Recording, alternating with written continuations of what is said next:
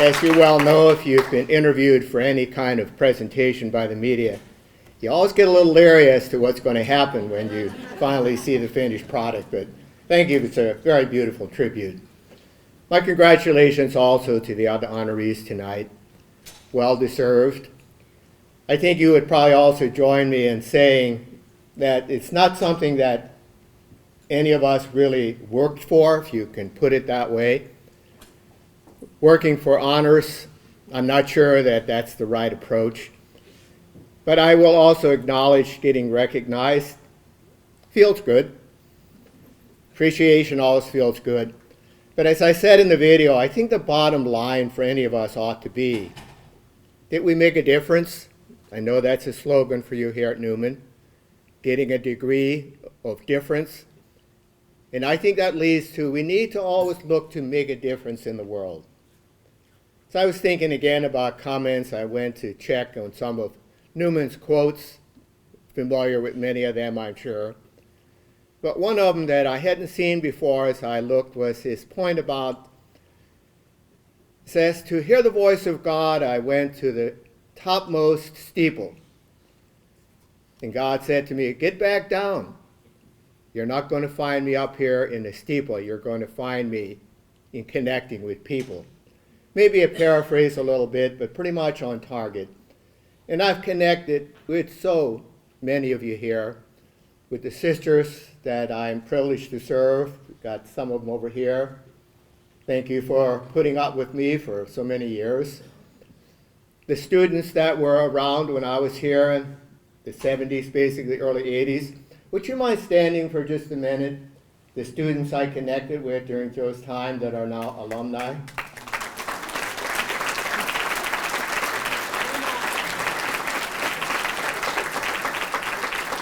Thank you for coming tonight. You probably noticed in the video, I used to have dark hair.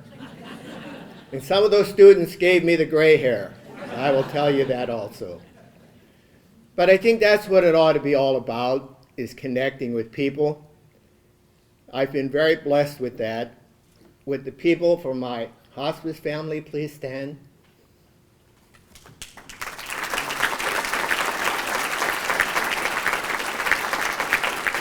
They've supported me through a lot. We have the chaplains here, pharmacists, congenial Jeannie, other people. Kim, who keeps us straight and narrow in the finances, so thank you for all of that support. I could recognize many, many others of you in the same way, but I'll conclude with one of my experiences with a student here. I've always been on the honorary side. I publicly confess, go give me absolution. I had a team like Adam, Father Adam does, campus ministry. And one time we were sponsoring an event for the students, and the poster was brought in for me to sign off. It was different games. And I checked everything out, and being the honorary guy I am, I said to the student, you did everything correctly except you misspelled apple. He looked at me, apple, A-P-P-L-E. And he said, no, apple is spelled A-P-P-E-L. So I sent him across the hall. We still had Bayada Hall then. Students were over there, and as he turned around, I simply mouthed to the students, apple, A-P-P-E-L, and they caught it. So he says, how do you spell apple? And of course they said the same thing. I can't believe I did all of this, but I did.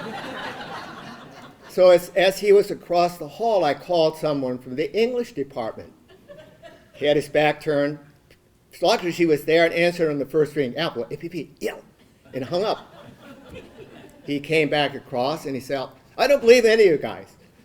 This was called so-and-so in the English department. He called her and he says, how do you spell apple? A-P-P-E-L.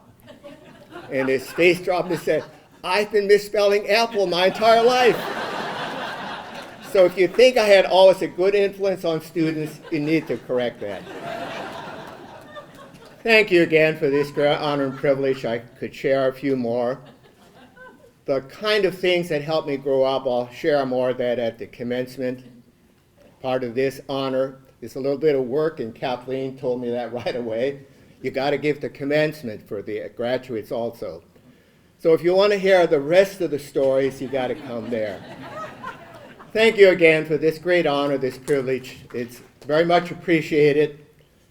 My goal in life not to get honored. Again, I would be dishonest telling you it doesn't feel good. But I would hope that my continued work in this world will be to connect with people and to carry out the mission of Newman, having a degree of difference to help make changes and transform this world into a much better world.